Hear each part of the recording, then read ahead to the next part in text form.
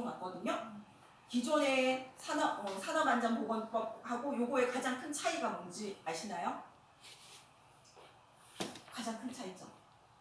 이제 그 전에는 우리가 하청을 주잖아요.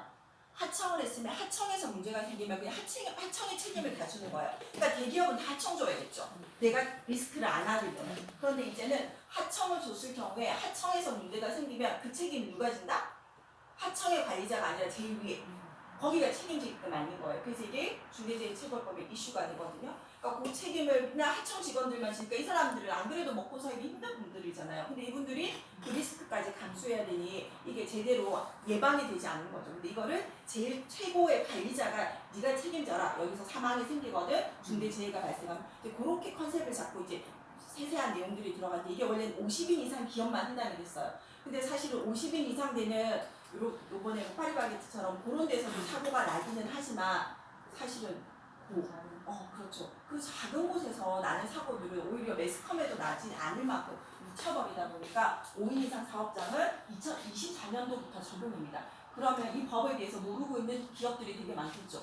그런 내용들이 내가 간단히 알고 강사님도 만약에 어딜 가시다면 중대재해처벌법이 뭔지 자료 다 있으니까 그거 몇 개만 읽어주시고 우리가 어떻게 준비해야 되는지만 얘기해 주셔도 산업안전 강의가 되는 거죠. 그래서 몇 가지 키워드를 보시면 되는데 그 내용들은 산업안전보건공단 홈페이지 그다음에 안젤이라는 그 채팅 앱이 있거든요. 거기서 들어가시면 매주마다 자료가 나오니까 그거만 보셔도 자연적으로 공부가 되실 수 있고요. 그 다음에 기본적으로 알고 계셔야 되는 건 이제 응급처치.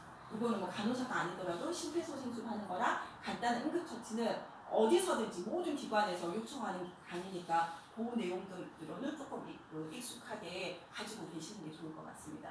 그러면 산업안전보건법 요거 얘기하고 올게요. 이태원 앞선 사고에 예방법? 자, 내가 만약에 그 자리에 있었어요.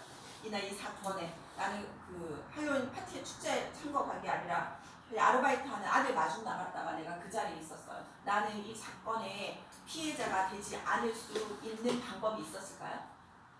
나는 피할 수 있었을 것 같다. 그 자리에 있었으면 누구나 다 피해자가 될 수밖에 없었을 겁니다. 그럼 이 사건을 해결 방법은 없습니다. 그럼 어떻게 해요? 예방밖에 없었던 거죠. 그럼 예방하는 방법은 뭐라고 하던가요? 매스컴 보셨죠? 예방 방법이 뭐라던가요? 통행? 자, 다른 예를 들어볼게요. 지금 가을 축제 많이 하잖아요. 내장산도 있고 말이에요. 선생님도 축제 어딘가를 가셨어요? 선생님 최근에 가신 축제 있으세요? 네. 공유자 축제. 공유자 축제 가셨어요? 좋네요. 공유자 축제를 갔어요. 근데 내가 가고자 하는 길로 이렇게 자유롭게 가셨나요? 아니면 사람들한테 막 밀려서 가셨나요? 밀려서. 밀려서 같이 가죠. 밀려서 가셨어요? 그렇군요. 밀려서 가셨다면 거기 위험한 곳이었습니다. 그래서 우리가 1제곱미터라고 하죠. 가로, 세로 1m 안에 2사람 정도까지는 괜찮다고 합니다. 2사람 정도. 그럼 이 공간에 선생님이랑 저랑 2사람 정도 있으면 내가 왼쪽으로 가고 싶으면 왼쪽으로 가고 싶고 오른쪽으로 가고 싶으면 자유자재로 방향 이동이 가능한 거예요. 근데 이 공간에 4명 이상씩 들어간다고 생각해 보세요. 그때부터는 내가 원하는 방향으로 가려면 쉽지 않아요. 그런데 이태원 참사는 이 공간 안에 몇 명이 들어가 있었대요? 11명 또는 12명이래요.